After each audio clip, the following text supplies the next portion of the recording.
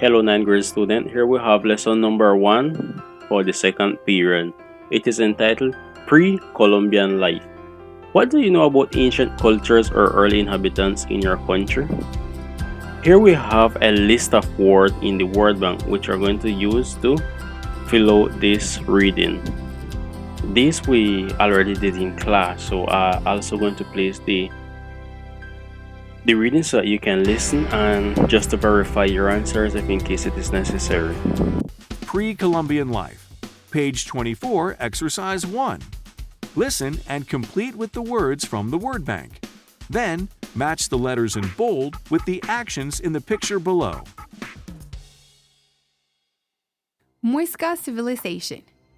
The Muiscas thrived in the high Andean plains to the east of modern-day Colombia, where they congregated around 600 before Christ. They organized as a confederation of tribes that shared the same language and culture. Families formed clans, and several clans formed a tribe, which was ruled by a cacique. The Sipa ruled the tribes in the south, the Sake the tribes in the north. The Sipa and Sake were the two most important authorities in the confederation.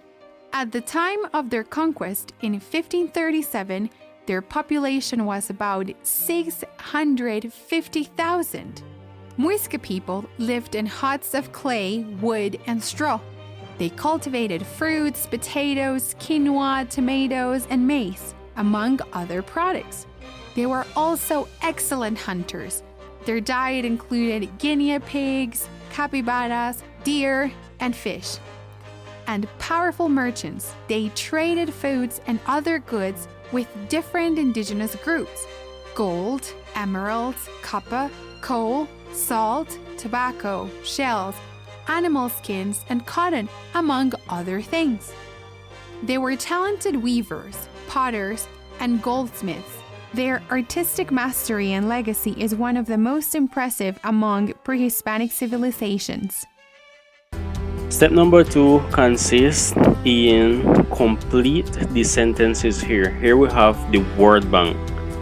Believe, not believe, which can be don't believe, consist, include, worship, not restrict, bury, not lie, lay, disappeared, mummify, create. Other facts about the Muiscas. So what we're going to do is read and complete with the correct answer. Then we have step number 3. It says, unscribble the questions and match with the correct answers, then listen and check. In this case, I'm not going to place the audio because it's really not necessary. Here we have the question. The questions are unscrambled, so we're going to set them in order, then match it with its corresponding answer. Okay, remember did is an auxiliary verb, so normally questions should start with the auxiliary verb, except the question is a double H question. For example, who, where, then would use that, but in this case it's did. Okay, then we continue. The Incas. Did the Incas dwell in Peru and Bolivia? So that's one, and then you do the others. Number 4. Read the text on next page and write the questions from the grammar box on the correct lines. So this is the grammar box that we have. Here we have double H questions, words that begin with double H. What, when, how, where, why, who. Then we have the auxiliary verb. Remember I previously said that we can start questions with an auxiliary verb unless we have a word of double H question. In this case, here we have. So then we put double H question, the auxiliary verb, subject, verb in the base form, plus the complement. So then here we have, they lived in the southern coast of Peru. They disappeared around 600 AD. They lived in chiefdoms around a ceremonial center called Cahualche. They were farmers. They exchanged goods with other indigenous groups such as the Harpies. They cultivated maize, squash, and sweet potatoes. As they inhabited an arid region, they construct an irrigation system that used aquifers for agriculture. F. The most accepted theory is that El Niño, a cyclical weather phenomenon, affected the climate in the region. So then here we have answers. And in this space here, what we're going to do is write the question that correspond to the answer. The questions, we are going to begin them with a double H question. For example, they lived on the southern coast of Peru. That the question would be asking where, because we're talking about place, so it's where. So we go with where. And the auxiliary verb did. Where did? Then what is the subject? Then here the Nazcas, here would be they live. Where did they live? Okay, so here where did they live, and then this is the answer. So we do the same for the following. Number 5, listen and write true or false. So here I'm going to place the audio for you. The Aztecs. What are you doing, Simon? I'm reading about Tenochtitlan. About what? Tenochtitlan. It was the capital city and religious center of the Aztec civilization. And what does it say? It says that it was located on an island in Lake Texcoco, in the Valley of Mexico, and it was the largest city in pre-Columbian Americas, with over 200,000 residents. Certainly the most populous. Wow! Besides that, they constructed roads to keep the capital informed about events in the conquered cities. Without draft animals for transport, those roads were designed for travel on foot. On foot?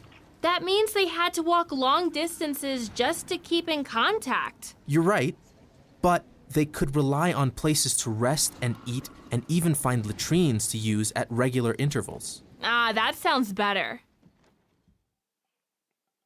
The Nazcas. Do you have any questions about the Nazcas?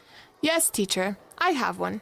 How could they water their crops if droughts happened constantly? Good question, Adriana. Since they couldn't have access to all the water they wanted, they constructed an extensive network of underground aqueducts, galleries, and cisterns in order to ensure a good water supply during the dry season and minimize evaporation. Any other questions? Yes. Here in my book it says that their work in pottery was incredible. Why? Well, because they created their own unique style, and designs evolved from naturalistic to highly ornamented and then to highly abstract forms. Their vessels were thin-walled and could take on a wide variety of shapes, like bowls, beakers, jars, effigy drums, and panpipes, for example. But look at these vessels. It seems to have a human head. Well, there were some vessels in the shape of human heads, no doubt inspired by their practice of taking as trophies the heads of their defeated enemies. Awesome! The Muiscas. This Muisca exhibit is out of this world. You're right. Oh, look at those instruments. What were they used for? Shh! Let's listen to the museum guide to see what he says about them. In this area, you can see all the instruments that Muisca people played during their annual ceremonies. These ceremonies were related to religion and agriculture and involved a large number of participants. They included singing, incense burning, and music from trumpets, drums, rattles, bells, and ocarinas, which are bulbous ceramic flutes. That's great. Now, in this section, you can find some Muisca handicrafts. Oh, I read the Muisca women were awesome cloth weavers. Yes, that's right. And what's more, the Muisca women were not only capable weavers of cloth, but were also equally skilled in basket weaving and featherwork. The Incas. Ariana, check out this website about powerful ancient civilizations. It's tremendous. Okay, let's click on the Incas now. Here on Interesting Facts. What does it say? It says, did you know that 40,000 Incas governed a huge territory with some 10 million subjects speaking over 30 different languages? Really? Yes, and it's because their territory was really large. Ecuador, Peru, northern Chile, Bolivia, upland Argentina, and southern Colombia, stretching 5,500 kilometers north to south. And here it says the Incas constructed large, strong buildings, walls, and fortifications using finely worked blocks, which could easily withstand the powerful earthquakes that frequently hit the region. That could be one of the reasons they were a powerful ancient civilization. We're going to read and place whether it's true and false based on the reading. So the reading is kind of long, yes, I know, but it's divided in 4 parts: the Aztecs, the Nazcas, the Muiscas, and the Incas. So we listen by parts, then we read and place whether it's true or false. This last part you don't have to do, okay? So the number 5 would be the last for the lesson number 2. Thank you.